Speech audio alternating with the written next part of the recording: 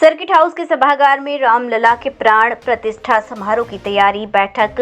कृषि मंत्री सूर्य प्रताप शाही और चंपत राय ने समारोह के लिए व्यापारियों से मांगा सहयोग।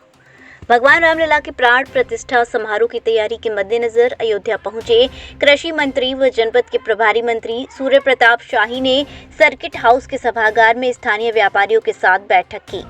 बैठक राम मंदिर ट्रस्ट के महासचिव चंपत राय, सांसद लल्लू सिंह, विधायक वेद प्रकाश गुप्ता, महापौर महेंद्र गिरीशपति त्रिपाठी, अयोध्या विधायक वेद प्रकाश गुप्ता, जिला पंचायत अध्यक्ष प्रतिनिधि आलोक सिंह, रोहित व स्थानीय व्यापारी रहे मौजूद। कृषि मंत्री सूर्य प्रताप शाही का बयान। 22 जनवरी प्रधानमंत्री नरेंद्र मोदी गर्भगृह में भगवान रामलला को करेंगे स्थापित। समारोह विदेश के कोने कोने से आएंगे साधु संत व महात्मा। उनके रहने खाने उनके स्वागत की हो रही है भव्य तैयारी। स्वागत में अयोध्या वासियों की महत्वपूर्ण भूमिका। ऐतिहासिक क्षण को स्थानीय व्यापारी आए हुए अतिथियों का करें स्वागत। सूर्य प्रताप शाही का एक और बयान। सनातन धर्म पर हो रही टिप्पणी को लेकर बोले सूर्य प्रताप शाही। कहा, आज से नहीं पिछले सैकड़ों वर्षों से सनातन धर्म और आस्थाओं पर चोट करने का काम किया जा रहा है। ये साजिश कभी सफल नहीं हो पाई। मुगलों ने भी किया, अंग्रेजों ने भी किया, कुछ आज के लोग भी कर रहे हैं। हमारी सनातन धर्म आस्था काफ़ी पुरातन है और भारत के आम आदमी के दिलों में गहराई तक बसी है। स्वामीनाथ मौर्य इतना अपमानित कर रहे हैं कि एक दिन आएगा, आने वाले दिनों में जनता उनको दंड देगी और ऐसा दंड देगी कि जिंदगी भर याद करेंगे। सपा कांग्रेस की आरोप प्रत्यारोप पर बोले कि सूर्य प्रताप शाही। कहा, कांग्रेस कहती है सपा धोखा दे रही है, सपा कहती है कांग्रेस धोखा दे रही है।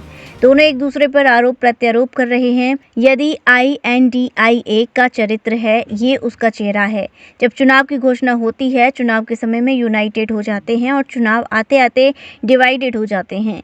ये हमेशा भाजपा को रोकने के लिए, राष्ट्रीय विचारधारा को रोकने के लिए, जनता के बेहतर कार्य के लिए ये सबसे बड़े अवरोध हैं। इसीलिए प्रधानमंत्री कहते हैं सबसे पहले कांग्रेस को जनता हटाए। जब कांग्रेस समाप्त होगी तो उनके चेले चपेटे भी जो इस समय आकर बात करते हैं वह भी समाप्त हो जाएंगे। यहाँ में आज जो है वो रवि की मंडली गोष्ठी होने वाली थी यहाँ और देवी पाटन मंडल की, लेकिन त्योहारों के कारण जो है वो स्थगित हुई आज। लेकिन और भी बहुत सारे काम उसके साथ मेरे साथ लगे हुए थे। मुझे अयोध्या बार एसोसिएशन के अधिवक्ता मित्रों से मिलना था, अयोध्या के व्यापार मंडल के भाइयों से मिलना था। इसके अतिरिक्त जो है वो अन्य कुछ साधु संतों से मिलना था। दीपावली के उत्सव के बाद हनुमानगढ़ी में दर्शन और श्री रामलला का दर्शन करना था। और इसके साथ साथ जो है वो 22 तारीख के कार्यक्रम, 22 जनवरी को जो श्री रामलला के मंदिर में स्थापना का जो कार्यक्रम होगा उस दृष्टि से थोड़ी चर्चा करनी थी, तो इसलिए मैं आज यहाँ पर आया। इस पर बात की जाए कि अभी आप जो है व्यापारियों से मिलेंगे? हाँ, अभी बार एसोसिएशन के भाइयों से मिल करके आया हूँ और इसके बाद जो है यहाँ के व्यापारी मित्रों से भी मिलने वाला हूँ। ये सब यहाँ के समाज के हिस्से हैं और अयोध्या में एक ऐतिहासिक अवसर आया है जो अभूतपूर्व ये अवसर है, जिसमें यहाँ के नगरवासी काफ़ी हर्षित भी हैं और उल्लास के साथ वो 22 जनवरी को रामलला के स्थापना मूर्ति के स्थापना समारोह का वो देशवासियों का भव्यता के साथ उनका स्वागत भी करें, उसके लिए वातावरण बनाए। ये उनके साथ मिलने का एक यह भी उसके पीछे भाव भी है।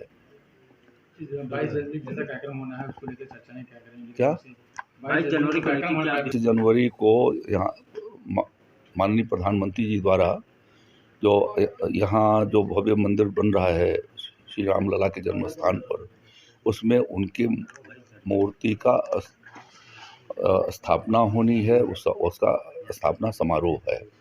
तो उस समारोह के भीतर जो है वो देश के कोने कोने से साधु संत आने वाले हैं, महात्मा आने वाले हैं। तो सबका रहने का, ठहरने का, उनके स्वागत की तैयारियां जोरों पर चल रही हैं।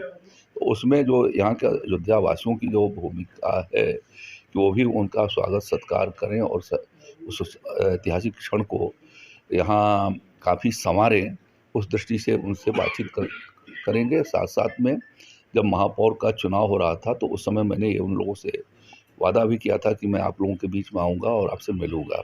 आज अधिवक्ताओं से मिला, कुछ उनकी कठिनाइयाँ थीं, उसमें से कुछ का समाधान निकालने की व्यवस्था इस बीच में ही कर दी गई थी।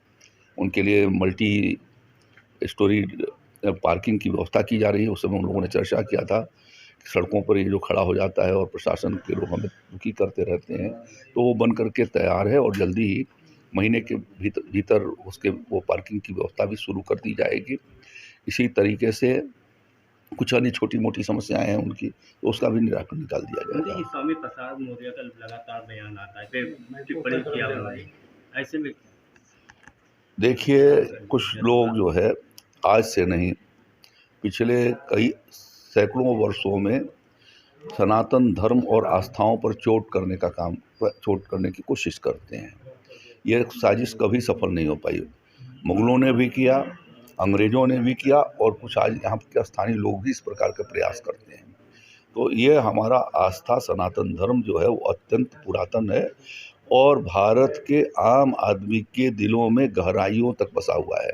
स्वामीनाथ प्रसाद मौर्य इतना अपमानित कर रहे हैं, एक दिन आएगा, अभी तो 22 में जनता ने उनको दंड दिया, आने वाले दिनों में जो है और भी उनको दंड देगी और ऐसा दंड देगी कि वो ज़िंदगी भर याद करेंगे। कांग्रेस के बड़े नेता कहते हैं कि समाजवादी पार्टी को वोट देना बेकार है। बगल में गालो भैया। और समाजवादी पार्टी के लोग कहते हैं कि कांग्रेस धोखेबाज है। तो दोनों एक दूसरे को ऊपर आरोप प्रत्यारोप कर रहे हैं। यही INDIA उसका यह चरित्र है और उसका ये उसका चेहरा है कि वो जब चुनाव आता है तो चुनाव के समय में यूनाइटेड की बात शुरू करते हैं और चुनाव आते आते और जीतने के बाद तुरंत डिवाइडेड हो जाते हैं। तो ये तो हमेशा भारतीय जनता पार्टी को रोकने के लिए, राष्ट्रीय विचारधारा को रोकने के लिए, देश में अच्छे शासन के लिए और जनता के हितों में काम करने के लिए ये सबसे बड़े अवरोध हैं। और इसीलिए प्रधानमंत्री जी कहते हैं, आदरणीय नरेंद्र मोदी जी, कि सबसे पहले ज़रूरी है कि कांग्रेस पार्टी को जनता जो है वो समाप्त करे।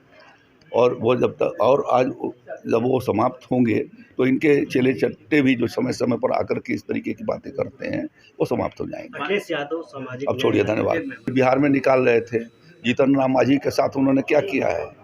सामाजिक न्याय यात्रा कैसे जो है समाज के अंतिम पावदान पर खड़े मुसहर बिरादरी के लोगों को, जो बिहार का मुख्यमंत्री रहा है, जितना अपमानित करने का काम बिहार विधानसभा में नीतीश कुमार जी ने किया, वही काम अखिलेश जी को भी करना है। यही उनका सामाजिक न्याय है।